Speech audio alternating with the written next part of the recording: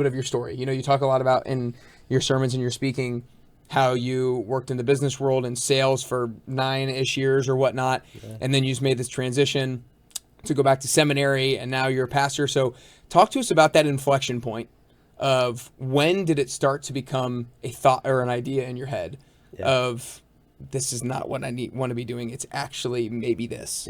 Yeah, man. First of all, it's a pleasure to be here. Thanks for having me. There are a lot of people who would be way more interesting to have on your podcast, but it's a total privilege to be here. And thanks for your kind words about church. I believe with my whole heart that when we gather at church, there's something more than just singing and someone talking. I think God's there. And so I believe wholeheartedly that it's God who's drawn you there, not me. But it's a total privilege to play a small part in that. So thanks, man. Yeah. And it's been a joy to get to know you and Kennedy as you become a part of our church. As many times as I have told the story of kind of how I ended up where I'm at, I still kind of struggle to distill it down into like short sound bites. Grew up in a home where God was really important, Christian home. Went to Wheaton College, which is outside of Chicago, which is a Christian school. Had a bunch of pastors in my family. So knew like pretty early on that I didn't want to be a pastor because I had seen what their lives were like. I had seen how terrible Christians can be to their pastor. And also, I didn't want to be poor. So I studied business and economics in college, not because I had a passion for it, because it was practical and felt like it would leave doors open. And then I spent 11 years in the business world after college. The vast majority of that, 10 years of that, I spent working for an investment company. About halfway through my time there, I was sent to Ohio to do outside sales. Ohio is where I'm from. So I literally moved back to my hometown. We had 2 kids at the time. We had a 3rd kid while we were there. Life was going great. We lived near my parents. We had a great relationship with my parents. They helped with the kids. I had a job that I never expected I would have been able to have.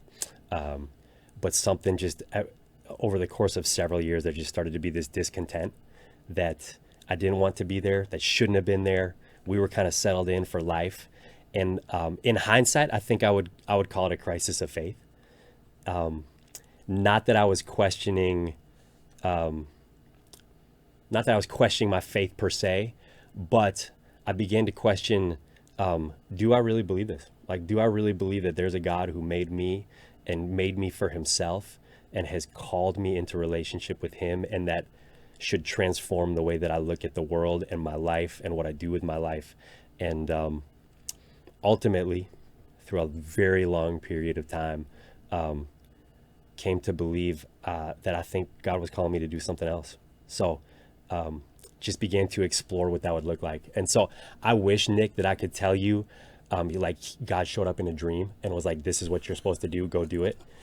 That's not the way it worked. Yeah. I started to have these feelings and thoughts and desires, and had a lot of inputs, books and sermons and podcasts, and over a period of time really started to feel like God worked on my heart to change the trajectory of what it was desiring. So this discontent that you said was mounting, was it a discontent for, and then, you said it was like kind of a crisis of faith. Do I really believe there's a God who's calling to a relationship with me? So was the discontent more like the discontent with your faith? Was it the discontent with your current job? Was it the discontent with your current life? Was it like, talk to me about that? Yeah, it's a great question. And in a lot of ways, it was a lot of those different things. Yeah.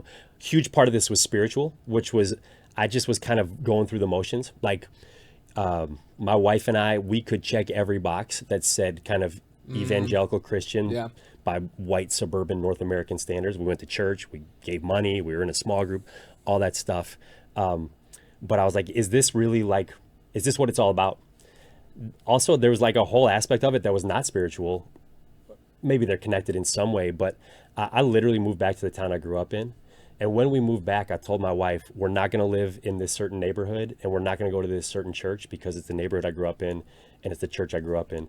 And we bought a house in that neighborhood, and we went to church at the church that I grew up in. And every day when I left for work, I drove past my high school, which for a lot of people, like that's their life dream. Like Yeah. there's a ton of kids I went to school with who came back to town because it's a good town, a good place to raise kids. And I just started having this feeling like, is this going to be my whole life? Just in the same place, in the same town, my kids going through the same schools that I went through. Nothing wrong with that. Right, of course.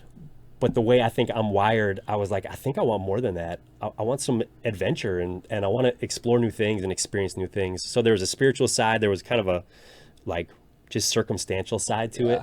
And then on top of that, just to be very honest, I had a great job, but it didn't feel like it was hand in glove.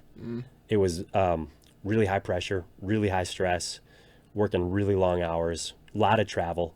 And there were definitely parts of that I was like, I'm not sure that this is sustainable long term or that I want it to be sustainable long term.